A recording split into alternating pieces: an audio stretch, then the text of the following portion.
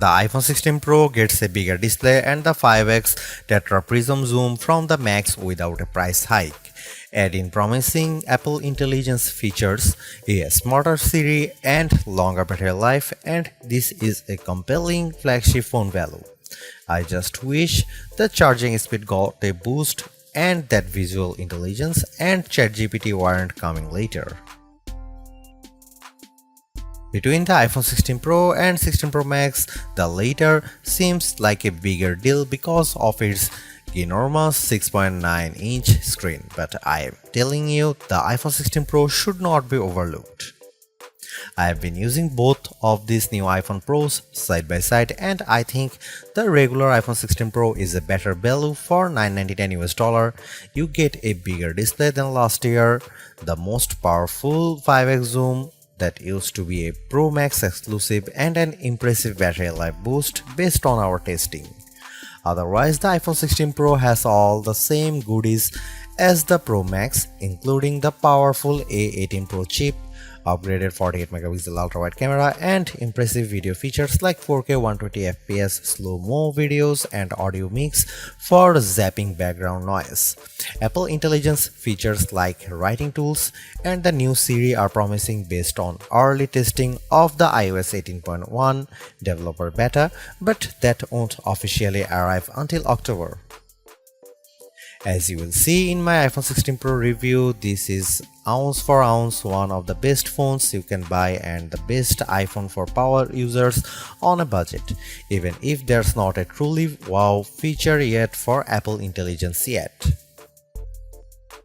The iPhone 16 Pro goes on sale September 20 and starts at $999 US for 128GB of storage.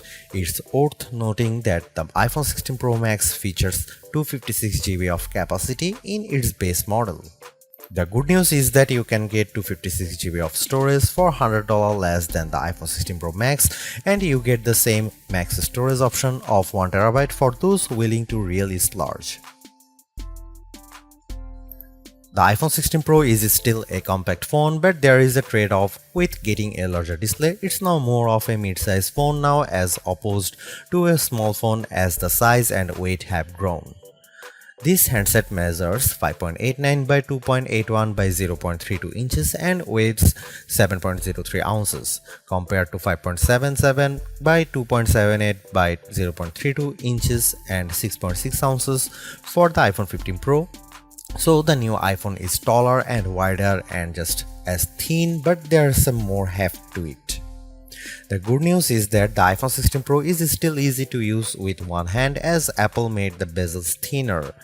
The design should be more durable too, as Apple claims that the ceramic shield display is 50% tougher. Plus, the band is still made of titanium, which is more durable than aluminum. The iPhone 16 Pro colors aren't very flashy compared to the regular iPhone 16. There's white titanium, black titanium, natural titanium, and the new desert titanium, which is like a soft rose gold. I prefer the desert hue because it looks new. Don't expect much new from the iPhone 16 display. The only real news beyond the size increase to 6.3 inches for this OLED screen is that it can get dimmer. The minimum is now just 1 nit. I put the two phones side by side in a dark room and I noticed the difference immediately. What's the benefit? You can use your phone in bed without disturbing your partner, and if you are using standby mode, the iPhone 16 Pro won't be as bright when you are using it overnight as an alarm clock. Otherwise, you get the same 120Hz refresh rate on this Pro Motion display and the same max brightness. Apple claims a peak brightness of 2000 nits outdoors and 1600 nits for HDR content. We simulate outdoor conditions with a flashlight and the iPhone 16 Pro reached 1553 nits. That's higher than the Galaxy S24 Ultra but way behind the Google Pixel 9 Pro.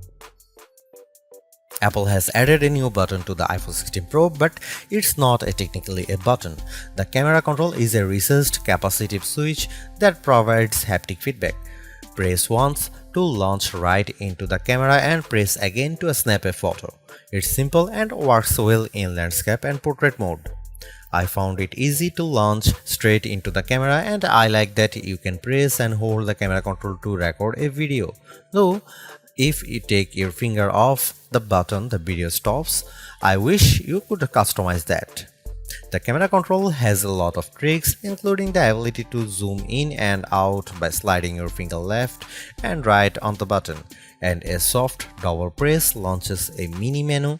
You can scroll through to tweak things like exposure, depth, and choose photographic styles.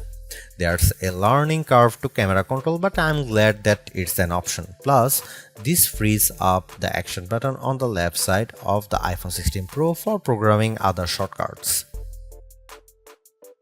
The iPhone 16 Pro has a few key upgrades that I appreciated during my testing. There's a sharper 48 megapixel ultra-wide camera, a faster 48 megapixel main fusion camera with zero shutter lag, and the 5x tetra prism zoom borrowed from the Pro Max series.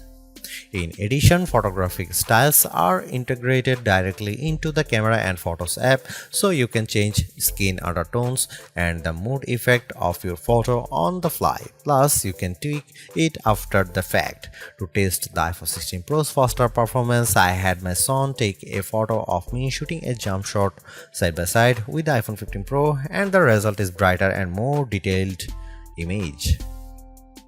How does the iPhone 16 Pro compare to the best camera phones? I shot a number of pictures using the iPhone 16 Pro alongside the Samsung Galaxy S24 Ultra and the Google Pixel 9 Pro XL to find out. I put the ultra-wide camera to the test on the iPhone 16 Pro with this shot of a beach and apple comes out on top. The colors are more natural through the iPhone versus the Galaxy S24 Ultra, and Samsung's peak looks distorted on the right side by the flowers. Here are some camera samples of iPhone 16 Pro.